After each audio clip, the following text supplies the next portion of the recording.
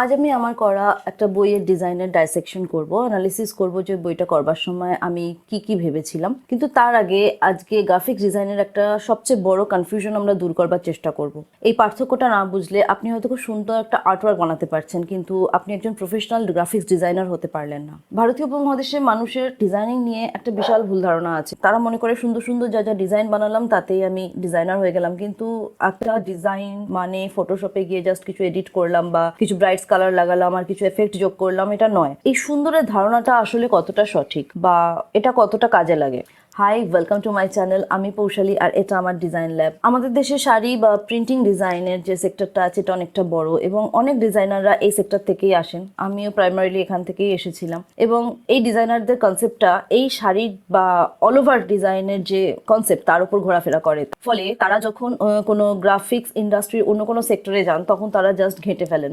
বিশ্বাস হচ্ছে না আমার কথা, আপনি গিয়ে জাস্ট পাড়ার মোড়ের ব্যানার বা ফ্লেক্সগুলো দেখুন, আপনি বুঝতে পারবেন। আমাকে আলাদা করে বলতে হবে না যে এগুলো আদৌ কতটা ডেটা ট্রান্সফার করছে আর কতটা দৃষ্টি দূষণ করছে, এটা আপনি দেখলেই বুঝে যাবেন। সিম্পলি বাংলায় একটা প্রতিশব্দই আমার মাথায় আসছে যে গ্যাঞ্জাম। ডিজাইনাররা মনে করে যে খালি জায়গা মানেই সেই জায়গাটাতে কিছু ভরে দাও, বড্ড ফাঁকা ফাঁকা লাগছে। না, নেগেটিভ স্পেস বা ব্রিদিং স্পেস বলেও একটা জিনিস হয়। এই ব্যাপারটা নিয়ে আমরা পরে বলবো। তর্কের খাতিরে যদি ধরেই নিই যে শাড়ি প্রিন্টিং বা যে কোনো ধরনের প্রিন্টিং ডিজাইনিং এগুলোর কি কোনো ইউটিলিটি নেই?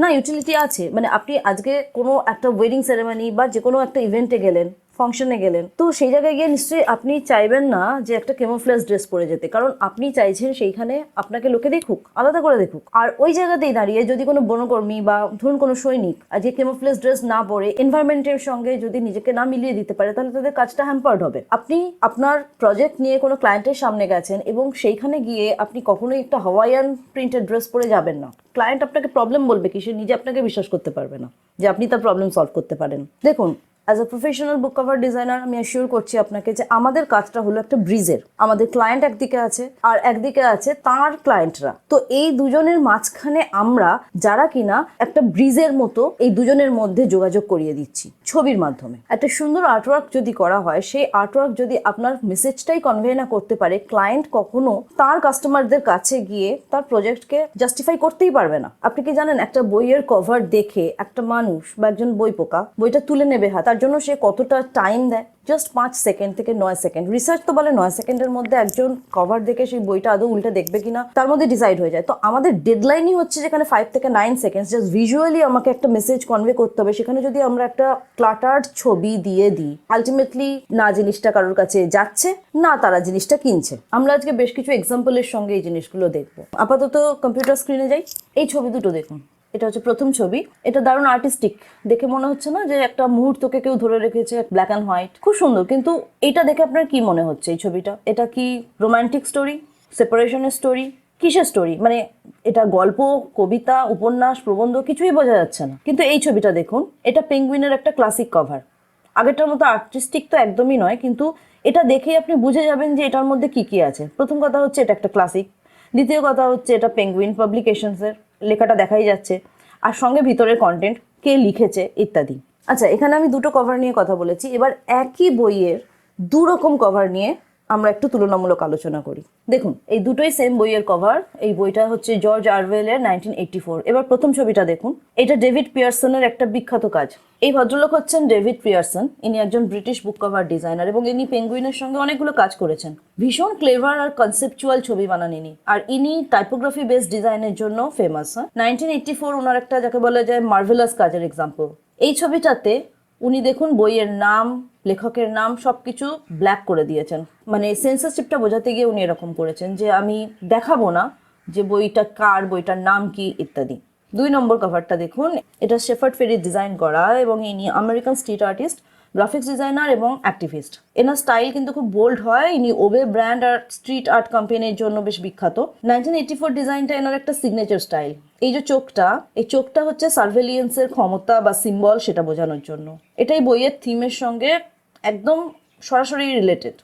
নাও ইউ গট মাই পয়েন্ট। 1984-এর দুটো কভার ডিজাইন আমরা দেখলাম। প্রথমটা ডেভিড পিয়ারসনের এবং এই ছবিটা আর্টিস্টিক্যালি মারাত্মক, কনসেপচুয়ালি অসাধারণ জায়গায় পৌঁছে গেছে। মানে বইয়ের নাম, লেখকের নাম সবকিছু মুছে দেওয়া হয়েছে। লোকে দেখতে চাইবে, খুঁজবে যে কি হলো কেসটা, এরকম ব্ল্যাক কেন। কিন্তু পরের ছবিটাতে আপনি দেখতে পাচ্ছেন, যেটাতে শেপার্ড ফেরি ডিজাইন করেছেন, ওখানে মানুষ যখন দেখবে এবং তার হাতে সেই 5 বা 9 সেকেন্ড টাইমটাই আছে এবং তার ফার্স্টেই ওটা দেখে মনে হবে ও এটা 1984 দ্য ক্লাসিক জর্জ অরওয়েলের লেখা, আমি পড়তেই পারছি। ছবিটা যারা অ্যাকচুয়ালি বইটার নামটা পড়লেন তখন তারা ভাবলেন কি একটা সালের নাম, চলো বইটা দেখি বা কিনি। যারা জানেন না তাদের ক্ষেত্রে বললাম, আর যারা জানেন তারা তো বইটাকে এক কথায় তুলে নেবেন। 1984-এর দুটো ডিজাইনের দিকে তাকালেই বোঝা যায় যে ভালো ডিজাইন আর সুন্দর ডিজাইনের মধ্যে তফাৎ কোনটা। ডেভিড পিয়ারসনের ছবিটা একটা সুন্দর ডিজাইন, একটা দুর্দান্ত কনসেপচুয়াল আর্ট, এটা কালেক্টার্স চয়েস, কিন্তু এটা আম জনতার চয়েস নয়। আম জনতা যদি নিতে হয় তারা পরের ছবিটি নেবেন, যেটা শেপার্ড ফেরি বানিয়েছেন, কারণ সেকেন্ড ছবিটা তাদের মনে সরাসরি প্রভাব ফেলবে। এই যে চোখটাই হচ্ছে সার্ভেলিয়েন্স, সেটা দেখানোর চেষ্টা করা হচ্ছে। ছবির যে মেসেজ, ছবির মাধ্যমে গল্পের কনসেপ্টটা কিন্তু ফুটে উঠেছে। এবার আসা যাক আর একটা বিখ্যাত ডিজাইনে, বিখ্যাত লোগো ফেডেক্স। এই যে তীর চিহ্নটা, এটা কিন্তু কোনো কোইন্সিডেন্স নয়, এটা ক্যালকুলেটেড একটা ছোট্ট তীর, যেটা বোঝাচ্ছে গতিকে, প্রেসিশনকে, সঠিক সময় পৌঁছানোকে। এই ছোট্ট ডিটেইলটা কোম্পানির মূল ভয়েসটাকে বা মূল কাজটাকে বুঝিয়ে দিয়েছে। লোগো হিসাবেও কি এই ডিজাইনটা সুন্দর? নো, অন্তত আমার তো মনে হয় না। দেখো, 90 বছর ধরে চলা পেঙ্গুইনের ক্লাসিক বইয়ের কভারগুলো এত বছর ধরে চলছে, কিন্তু কতটা সিম্পল, কোনো ফ্যান্সি গ্রাফিক্স নেই, কোনো কমপ্লেক্স ইলাস্ট্রেশনস নেই।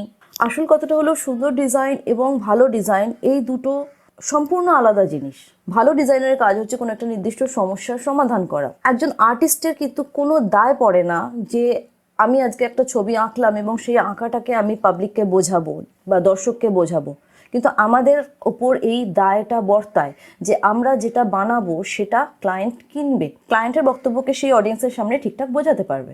এবার আমার নিজের করা একটা কাজ দেখাই। 2025 কলকাতা বইমেলায় কল্প বিশ্ব পাবলিকেশনস থেকে বের হয়েছিল। বইটা নাম হচ্ছে মায়াবন এবং বইটা লিখেছেন সৃজিত সরকার। এই বইটা একটা সাইফাই প্রজেক্ট ছিল এবং এই বইটার ইলাস্ট্রেশনসও আমিই করেছিলাম। এই বইটার গল্পটা হচ্ছে একটা যুদ্ধ বিক্ষুব্ধ পৃথিবী, যেখানে মানুষদেরকে জোর করে যুদ্ধে পাঠানো হচ্ছে, ঘরোয়া মেশিনগুলোকে মানে রোবটগুলোকে যুদ্ধের মেশিনে পরিণত করা হচ্ছে। একটা ডিস্টোপিয়ান ঘরানা, একটা ডার্ক সাইফাই নভেল। এবার লেখক আমাকে প্রচ্ছদের জন্য যে ব্রিফটা দিয়েছিলেন তাতে বলেছিলেন যে মোটা মোটা গাছের বন, তার ভেতর দিয়ে একটা সরিপথ চলে গেছে এবং দূরে রামধনু রঙের আলো দেখা যাচ্ছে, আর একটা স্নিগ্ধতা, একটা নম্র স্নিগ্ধতা যেন ছবির মধ্যে ফুটে ওঠে। এখন যদি লেখকের ব্রিফকে আমি হুবহু ফলো করতাম, তাহলে আমার মনে হয় যে ছবিটা বেরোতো সেটা একটা রাবীন্দ্রিক বা উপন্যাস ঘরানার ছবি হতো। নর্মাল উপন্যাস, সামাজিক বা রোমান্টিক কোনো একটা উপন্যাস ঘরানা হতে পারে, কিন্তু তাতে যারা পাঠক তারা কনফিউজড হতেন। তারা এসছেন ডিস্টোপিয়ান ঘরানার একটা সাইফাই নভেল পড়তে এবং তাকে আমি একেবারেই কনফিউজ করতে পারি না। তো আমাকে লেখকের ব্রিফকেও সামনে রাখতে হয়েছে, আমার টার্গেট অডিয়েন্সকে দেখতে হয়েছে এবং তারপর আমাকে এই ছবিটা তৈরি করতে হচ্ছে। তাই আমি ঠিক করলাম লেখকের ব্রিফের স্পিরিটটা রাখবো, কিন্তু এক্সিকিউশন আমার স্টাইলে হবে। আমি নিজে পেন্টালি স্টাইল প্রচণ্ড পছন্দ করি, তো আমি পেন্টালি স্টাইলেই এই কভারটা ডিজাইন করবার কথা ভেবেছিলাম। ফার্স্ট অফ অল, আমি যখনই কোনো কভার ডিজাইন করি বা যে কোনো কিছু ডিজাইন করি, সবার আগে আমি কালারটাকে মাথায় আনার চেষ্টা করি যে আমি কোন কালারটা চাই। এবার লেখক বলেছিলেন যে রামধনু রং। নাও, একটা কভারের মধ্যে হট করে আপনি রামধনু রং আনতে পারেন না এবং সেই রংটাকে সবকটাকে যখন আনতে যাবেন সেটা কীরকম দেখতে লাগবে, ইউ আন্ডারস্ট্যান্ড? তো আমার মাথায় এসেছিল যে রামধনুর যে স্পেকট্রামটা, তার মধ্যে যে কালারগুলো রয়েছে, তা কুল অ্যান্ড ওয়ার্ম দুটো জায়গাকেই আমি নেব। তো কুলের জায়গা থেকে আমি গ্রিনটাকে তুলেছিলাম এবং ওয়ার্মের জায়গা থেকে আমি ইয়েলোকে তুলেছিলাম। যেহেতু ডিস্টোপিয়ান অ্যান্ড ডার্ক ঘরানা, তো আমাকে ব্ল্যাকিশ ব্যাপার রাখতে হতো। আমি পার্সোনালি ছবিতে ডাইরেক্ট ব্ল্যাক ইউজ করা পছন্দ করি না। প্রিন্টে হয়তো ব্ল্যাকই আসবে, কিন্তু যখন আমি তৈরি করব তখন আমি ডাইরেক্ট করি না, তখন আমি কোনো একটা টোন নিই। এবার আমি দেখানোর চেষ্টা করছি যে আমি কি করেছি। তো এই চলে এলাম আমি আমার ডিজাইনের জায়গাটায়। এইটা হচ্ছে আমাদের কভার। পিছনের দিকে এইটা হচ্ছে পেন্টালি স্টাইল। আপনি পিছনের দিকে যে গাছগুলো দেখতে পাচ্ছেন সেগুলোকে শ্যাডোর মধ্যে আছে, তো সেগুলোকে আমি হালকা কালার করেছি, গ্রিন অ্যান্ড ইয়েলো। এই যে আলো রামধনুতে আমরা দেখেছি যে 7টা রং থাকে এবং 7টা রং যখন মিশে যাচ্ছে তখন তাকে সাদাই দেখায়। তো ব্যাকে এই যে আলোটা, এটা সাদার টোনে রাখা আছে, যদিও এটাও পিওর হোয়াইট নয়।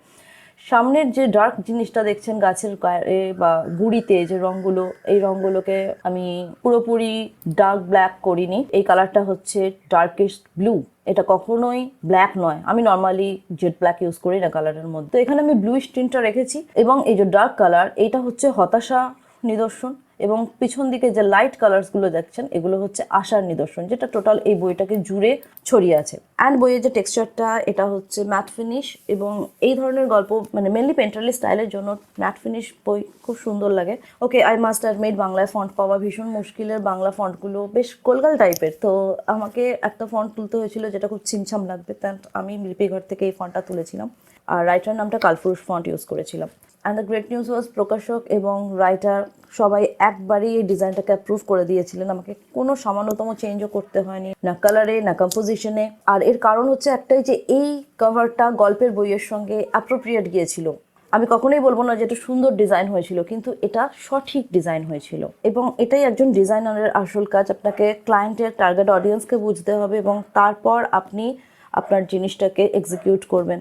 আপনার কাজ হচ্ছে এই ক্লায়েন্ট অ্যান্ড টার্গেট অডিয়েন্সের মধ্যে একটা অ্যাপ্রোপ্রিয়েট ব্যালেন্স তৈরি করা। আপনি একটা ব্রিজের মতো এখানে কাজ করছেন। দেখুন, আমি ছবি তৈরির টেকনিক কিন্তু এখানে বলছি না, আমি বলছি আপনাকে যে কেন আমি এই ডিজাইনটাকে এইভাবে তৈরি করেছিলাম। টেকনিক তো আপনি ইউটিউবে যে কোনো টিউটোরিয়াল দেখেই শিখে নিতে পারবেন, কিন্তু এই কেনটা বোঝা বেশি জরুরি। তো আপনি কি করবেন, কোন ডিজাইনটা ভালো সেই অর্থে আপনি কি করে বুঝবেন? যে কোনো ডিজাইন তৈরি করবার আগে নিজেকে 3টে প্রশ্ন করুন। ফার্স্ট, আমার টার্গেট অডিয়েন্স কারা? সেকেন্ড, আমি তাদেরকে কি মেসেজ দিতে চাই? অ্যান্ড থার্ড, এই মেসেজটা কি আদৌ তারা বুঝছে? যদি এর উত্তর হয় না, বা দেখি না কি হয়, বা জানি না, তাহলে আপনার ডিজাইনকে আরেকবার তৈরি করতে হবে। আর আপনি একজন আর্টিস্টের মতো কাজ করেছেন, ডিজাইনারের মতো নয়। আপনার ডিজাইনটা অন্য কাউকে দেখান, তাকে এটা একবারেও জিজ্ঞেস করবেন না যে ডিজাইনটা সুন্দর লাগছে কিনা, তাকে জিজ্ঞাসা করুন এই ডিজাইনটা দেখে আপনি কি বুঝতে পারছেন। তারা যদি সঠিক মেসেজটা বুঝতে পারে তাহলে আপনার design success. And after that আপনি সেকেন্ডারি কজ, অর্থাৎ সুন্দর লাগছে কিনা সেটাকে নিয়ে কাজ করুন। ভালো ডিজাইন হচ্ছে অ্যাস্থেটিক্স অ্যান্ড ফাংশনালিটির পারফেক্ট ব্যালেন্স। আপনার মোটো হবে এমন কিছু বানানো যেটা দেখতেও ভালো এবং সেটা তার মেসেজটাও ঠিকঠাক ডেলিভার করছে। এবার আপনার জন্য একটা ছোট্ট চ্যালেঞ্জ, আজকে নিজের বুক সেলফ থেকে একটা পুরোনো বইয়ের কভার নিন, দেখুন, ভালো করে অবজার্ভ করুন এবং আমাকে বলুন কমেন্ট সেকশনে যে এই ডিজাইনটা শুধু সুন্দর নাকি ভালো ডিজাইনও। আমি আপনাদের অ্যানালিসিস পড়বার অপেক্ষায় থাকবো। আর যারা এই ধরনের ডিপ থিঙ্কিং নিয়ে আগ্রহী, গ্রাফিক্স ডিজাইনিংকে জাস্ট একটা মানি মেকিং স্কিল হিসাবে না দেখে প্রবলেম সলভিং স্কিল হিসাবে দেখতে চান, তারা আমার সঙ্গে এই জার্নিতে থাকতে পারেন। আমি কোনো ম্যাজিক ফর্মুলা বিক্রি করছি না, আমি কোনোভাবেই ওভারনাইট সাকসেসের কথাও বলবো না। আমি জাস্ট চাই যারা অর্থের অভাবে প্রপার এডুকেশন পাচ্ছে না গ্রাফিক্স ডিজাইনিং লাইনে, আমি তাদেরকে সেই এডুকেশনটাকে পৌঁছে দিতে চাই। তো আজ এইটুকুই। অইভো।